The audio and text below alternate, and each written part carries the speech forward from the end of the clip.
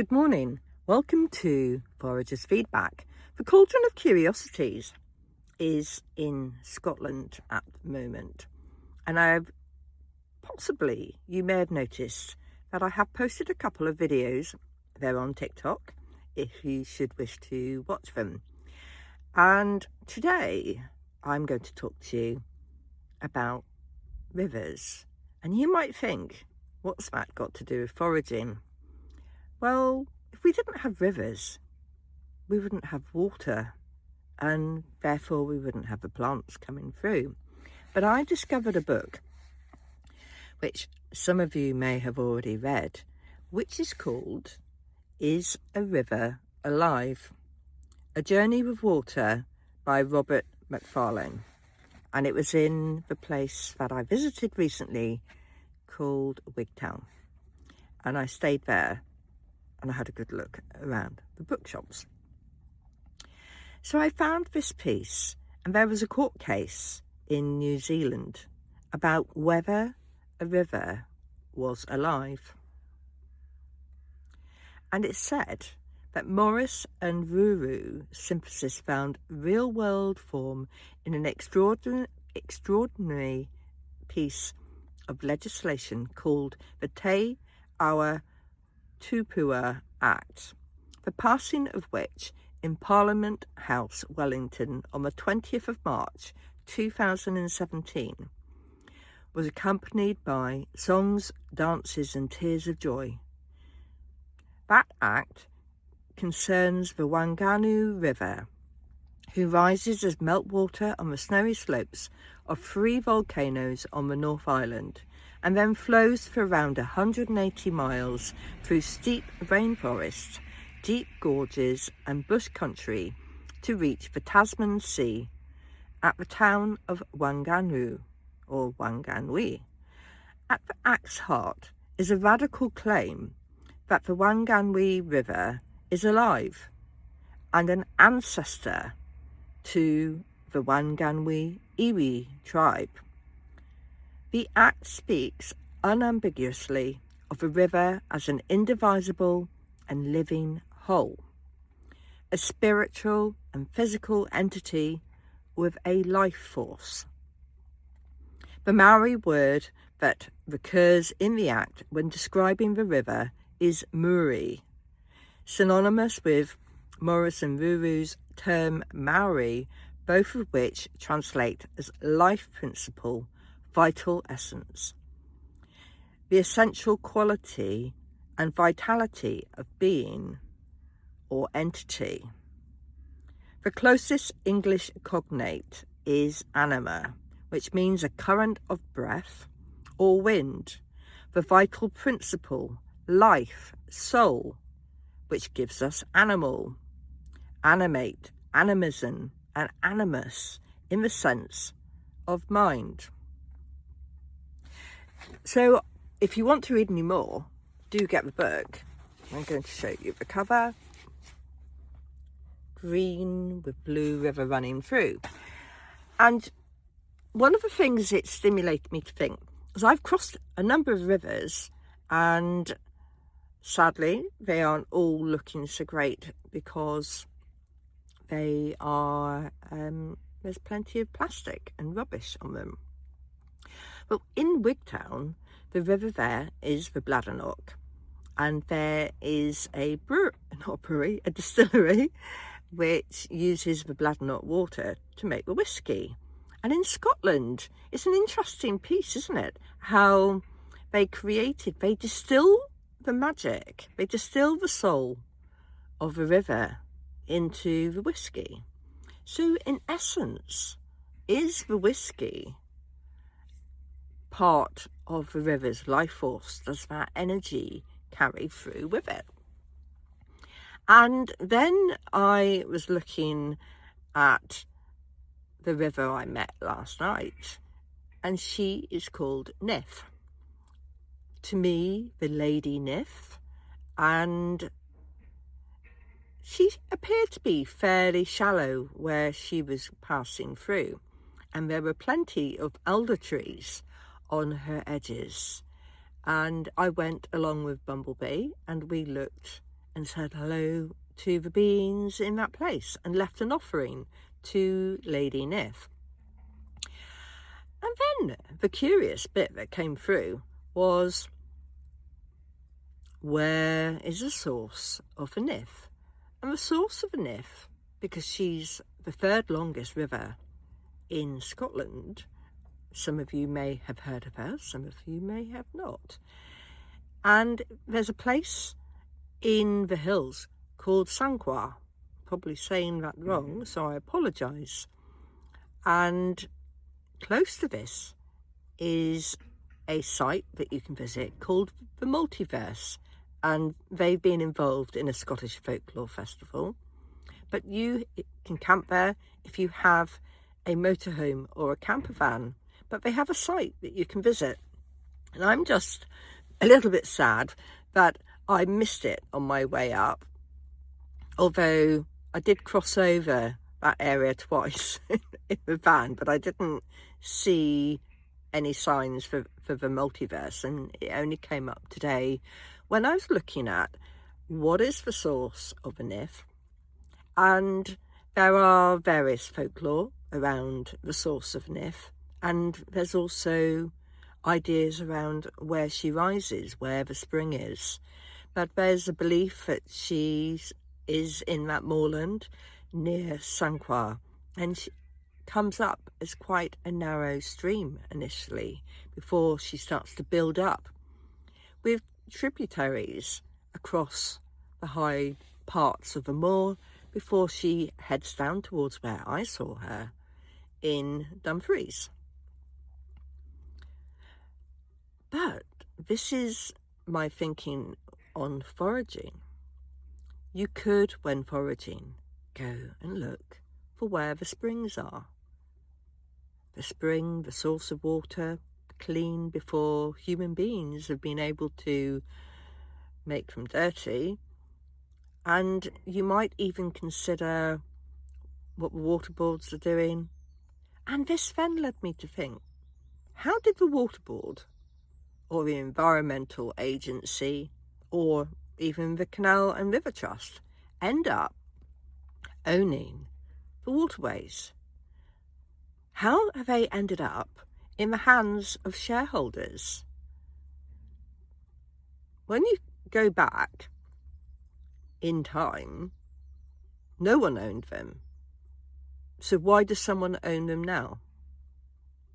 That's just, a bit of a rabbit hole, isn't it? But when we're foraging, we often have to consider where we're walking and whether we're trespassing. Are we allowed to take the items that we're taking? And sometimes you might actually be trespassing against the actual plant itself if you haven't asked for permission. But there's also the secondary part that you may be trespassing on whoever thinks they own that land now. And how did they come into ownership of that land? Did they buy it? And if it was never owned by anybody, who did they buy it of? Or did they just come along and say, this is mine? Put their sword in the ground and said, this is my piece of land. Because at one point, no one owned any of it. And it's human beings who've created this. This is mine. I'm putting bricks here or stones here, and I'm taking over this section, and I'll fight anybody who comes to try and take it off me. Doesn't have anything to do with foraging, does it? But in a way it does. Especially in Scotland, where you've got the right to roam. You might wander along on the lands of those who have plenty. And are you allowed to forage when you are walking? Some people, especially up here, forage off the sea, and there are workshops at I went to a golf club for lunch yesterday, St Medon's Golf Club, and they do workshops locally, and one of them is about foraging from the sea, where you can gather mussels and different bits of seaweed in that area. I have to say, the seaweed that I was finding was not edible. It was washed up by the sea because there had been a storm on Monday night which brought it all ashore, and it seemed to be edible to the flies. And I didn't see any mussels, but I believe if you walk a bit further in towards the ocean, you will be able to find the mussels clinging to the rocks. And mussels are something that were commonly found along the Cornish coast. But if you think about the amount of sewage that is being pumped into the rivers and seas at the moment, I'm not sure I would want to forage for mussels, even if they are filtering some of that out of the water. There's a possibility you could be quite unwell. And there are some examples, aren't there, of where people who have taken on board water from some of the larger rivers and have been very unwell for some time. And some people, it's hit them even harder because maybe they weren't as healthy as they could be in the first place, because you don't know what's in the sewage, do you? And yeah, that's completely wrong. But this place that I'm in right now, I arrived, and last night it was dark, and I had a look around because I thought, why have I been called to come here? And I had a look, couldn't see really much of the trees, and there was fencing up because there's a quarry where I think they've had a rock fall, although there's plenty of sycamore trees up there.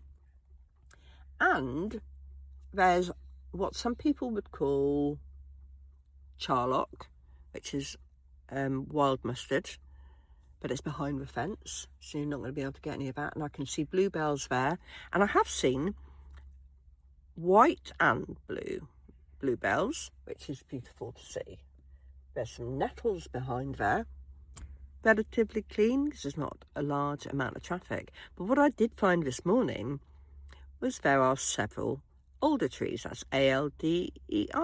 Now, the alder is a tree that I work with on a regular basis, and from a synchronicity point of view, the places that I wasn't planning on going to but I've ended up being at, there has been an alder tree popping up, or many alder trees. Like, we had to go to Halfords in Dumfries, which is how we got to meet Lady Nith, and there were a row of alder trees by Halfords, and a tree that I couldn't, I struggled to find what it was. I looked on Google Lens, it said it could be a poplar, but the leaves didn't look quite right, and it was a multi-trunk, huge tree by the old mill there.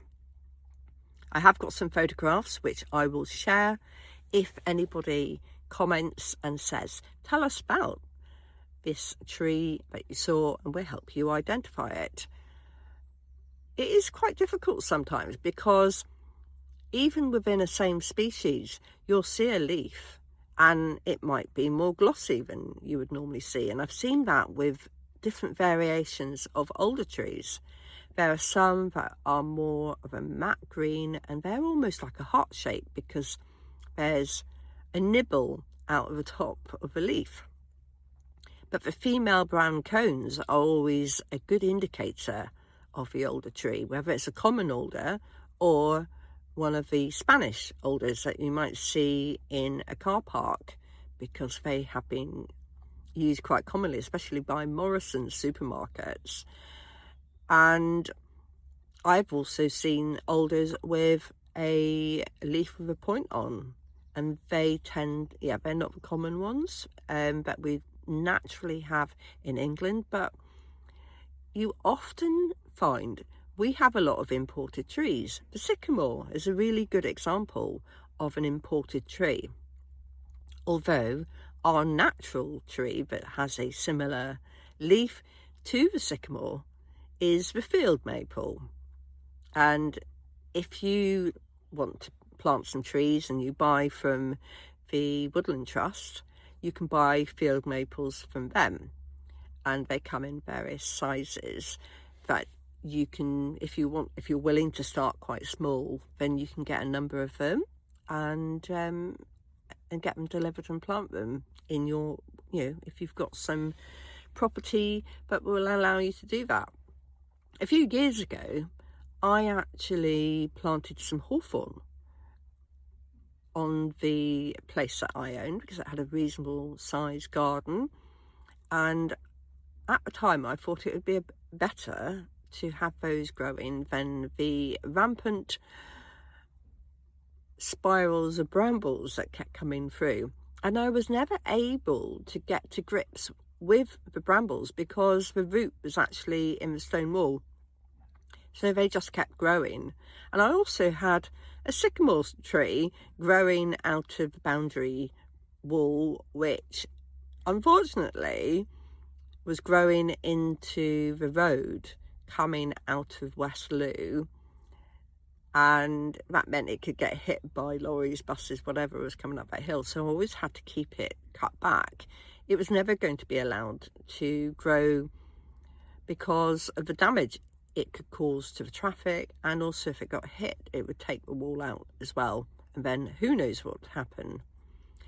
But talking about springs, going back to that, I was told there was an old spring in the front garden of that place, and further up the hill there's a site, and it's dry now, of where there was a well, and it would have been a traveller's well where people could stop and get a drink when they were walking, because you have at the very top of the hill there is a Roman Catholic place, and I'm trying to think, it's not Dominican.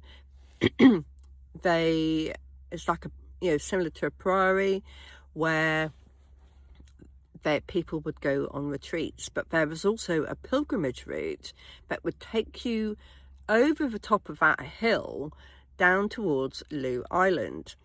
And there was a small place, it was a brick and stone building, and it had crosses built into the brick, which made me think it's possibly where the pilgrims may have been able to stop over. And one of the interesting things, and this goes back to possibly right to roam, so this is meant to be a public right of way, and it's one of the old public right of ways that pilgrims would have followed. So I went down there with the dog. I'd found it on the Ordnance Survey map, and we started going along, and there were gates across it. That's fine, close the gates behind you. And then it was electric fence, and it was a fairly big fence going across what was an old pilgrim's way, and the landowner had literally decided that nobody was going through, which is a shame, isn't it, that these old ways for exploring the land are being blocked. And I believe there's been some talk around right to roam in England, and there have been conversations around how could that happen, because a lot of landowners are saying no, and some farmers. And part of the reason they are not keen on people being able to roam is because people don't respect the land, and they don't respect where they're walking.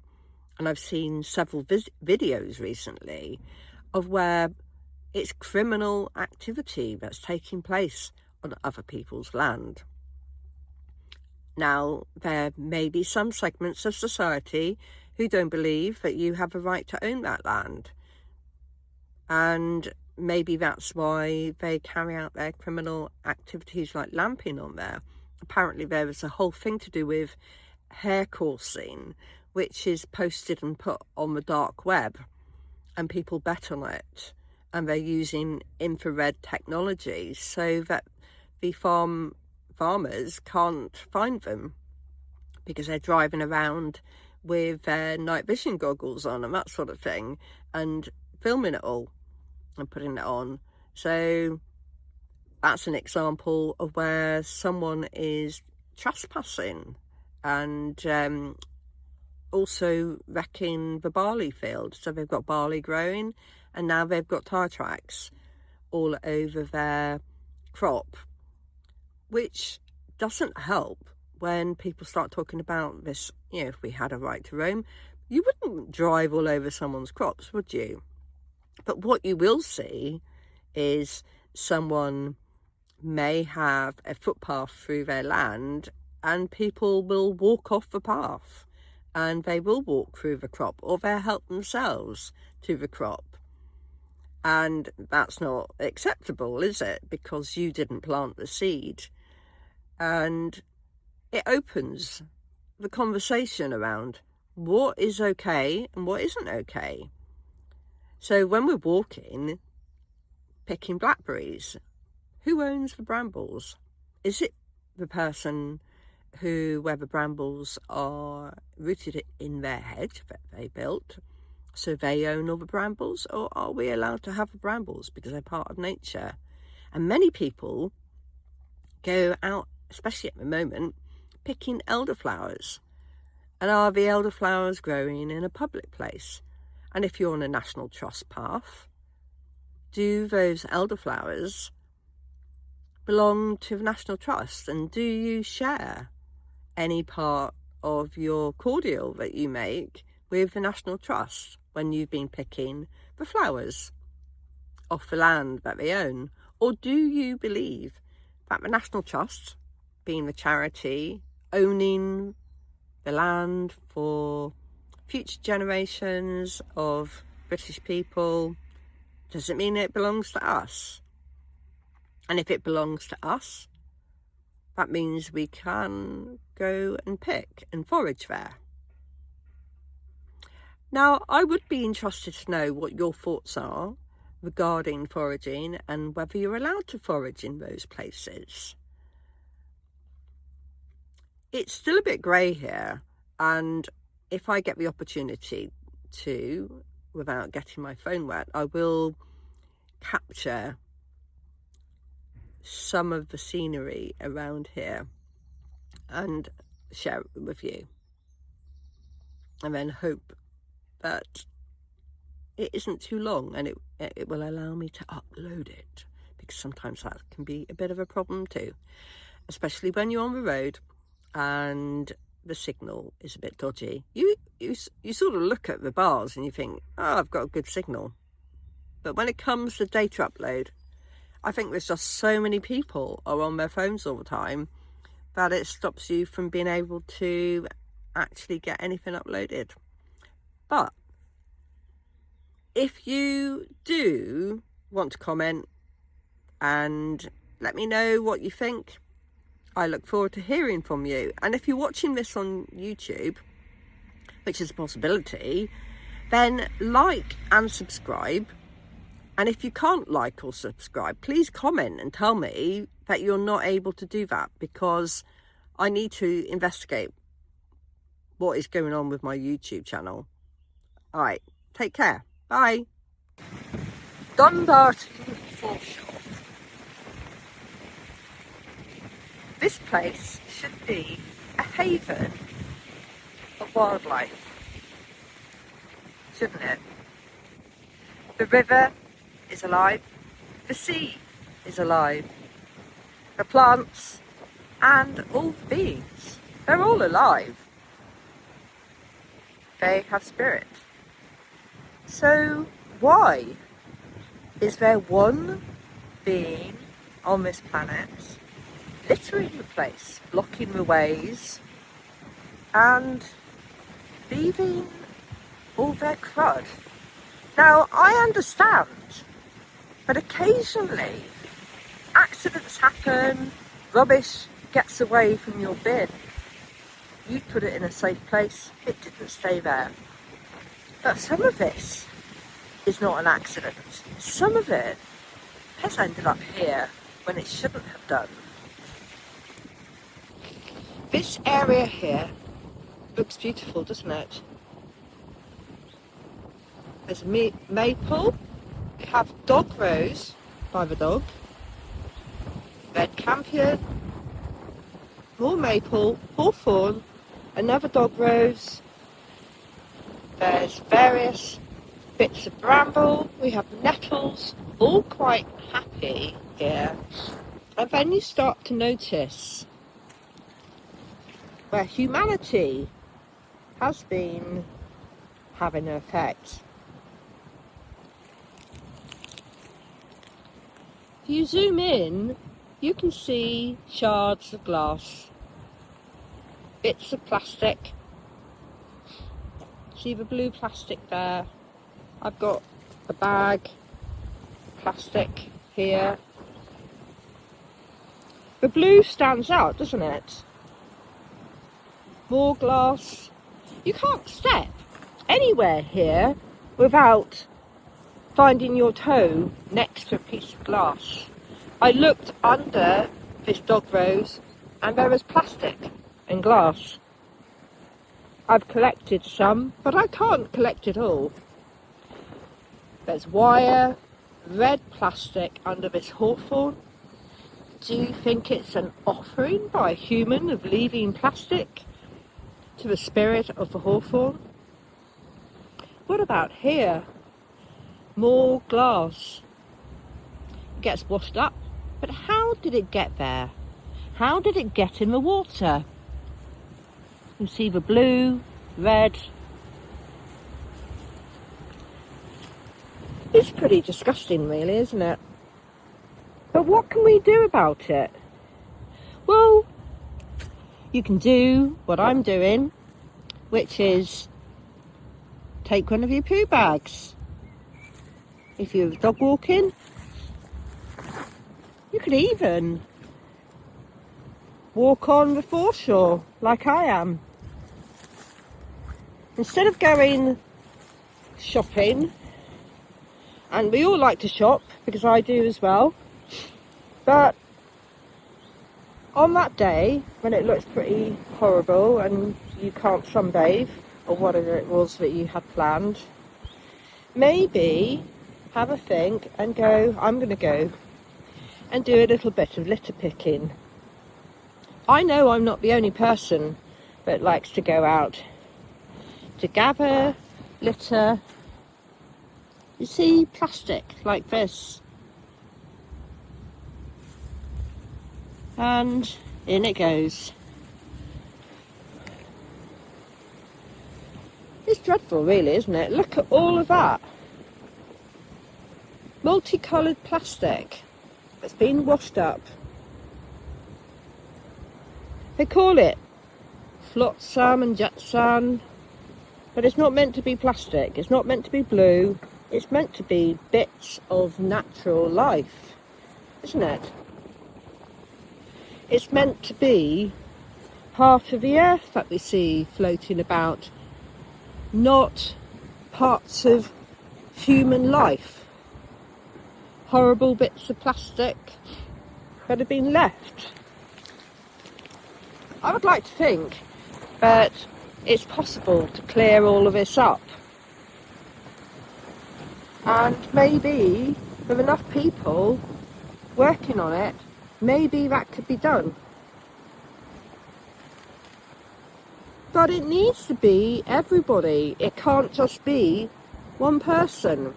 So when you're out foraging, I do ask, pick up the plastic that you see, pop it in a bag, maybe have a second bag if you don't want to touch it. I understand that, because we don't all have wet wipes with us, do we? And I've been lucky enough today that it's been raining, so I've been using the rain off the trees to give my hands a bit of a clean, but I am going to need to go and get my wet wipes, because God knows what's lingering on here. There's that much crap here. But have a think, don't walk past it, it's everybody's problem.